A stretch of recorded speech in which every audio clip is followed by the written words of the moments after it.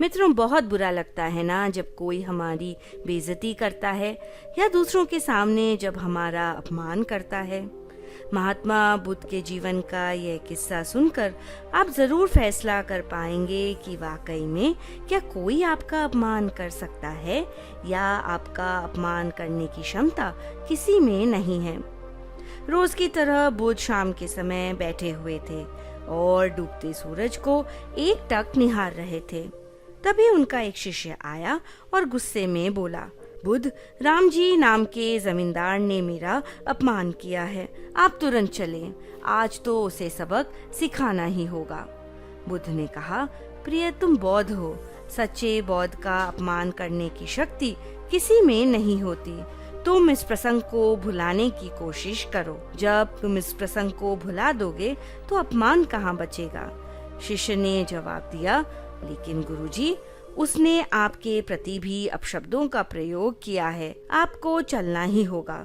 आपको देखते ही वह अवश्य ही शर्मिंदा हो जाएगा और अपने किए के लिए क्षमा मांगेगा। आप बस चलिए, मैं इतने में संतुष्ट हो जाऊंगा।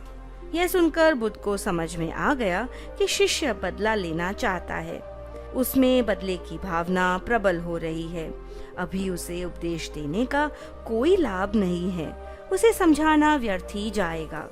बुद्ध कुछ सोचते हुए बोले, अच्छा, अगर ऐसी ही बात है तो मैं तुम्हारे साथ जरूर चलूंगा और उससे बात करूंगा कि उसने तुम्हारा अपमान कैसे किया, लेकिन हम अभी नहीं, सुबह चलेंगे। शिष्य ने भी कुछ सोचकर हाँ भर दी। अगले दिन सुबह हुई और मानो बात जैसे आई गई हो गई। शिष्य अपने काम में लग गया और बुद्ध अपनी साधना में। धीरे धीरे समय बीता और दोपहर हो गई।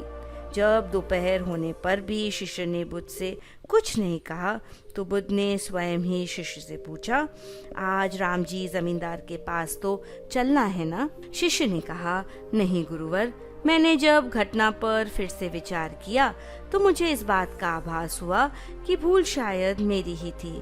मुझे मेरी गलती का भारी पश्चाताप है। अब राम जी के पास चलने की कोई आवश्यकता नहीं है। महात्मा बुद्ध हंसते हुए बोले, अच्छा, अगर ऐसी ही बात है तो हमें राम जी के पास चलना ही चाहिए। शिष्य ने कहा, लेकिन क्यों?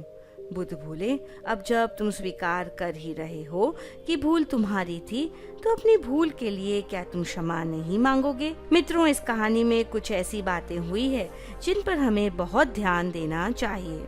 पहली बात, जब शिष्य आकर गुरु से शिकायत करता है, वह कहता है कि उसका अपमान हुआ है, तब बुद्ध उसे जवाब देते हैं कि सच्चे बौद्ध का अपमान करने की क्षमता किसी में भी नहीं है। इसका मतलब यह है कि आप जो हैं उस पर पूरा भरोसा रखिए, अपने आप पर पूर्ण विश्वास रखिए कि आपसे बेहतर कोई नहीं है, और जब कोई आपसे बेहतर है ही नहीं तो आपका अपमान कोई कैसे कर सकता है। दूसरी बात, कभी भी आपको ऐसा महसूस हो कि किसी ने आपका अपमान या बेइज्जती की है तो उसको थोड़ा समय दें। जैसे कि बुद्ध ने अपने शिष्य को कहा कि हम आज नहीं, सुबह चलेंगे। शिष्य को इस विषय पर विचारने के लिए पूरी रात मिल गई और जब सुबह हुई तो सब कुछ रोज की तरह ही सामान्य था। समय बीतते बीतते शिष्य के मन से यह भावना भी समाप्त हो गई कि उसे बदला लेना है। मित्रों, यह किस्सा हमें सिखाता है कि अपमान और सम्मान दोनों हमारी दृष्टि पर निर्भर करते हैं। साथ ही किसी व्यक्ति की भूल को भुला देने और अपने कर्म का मूल्यांकन करने से जीवन सरल हो जाता है।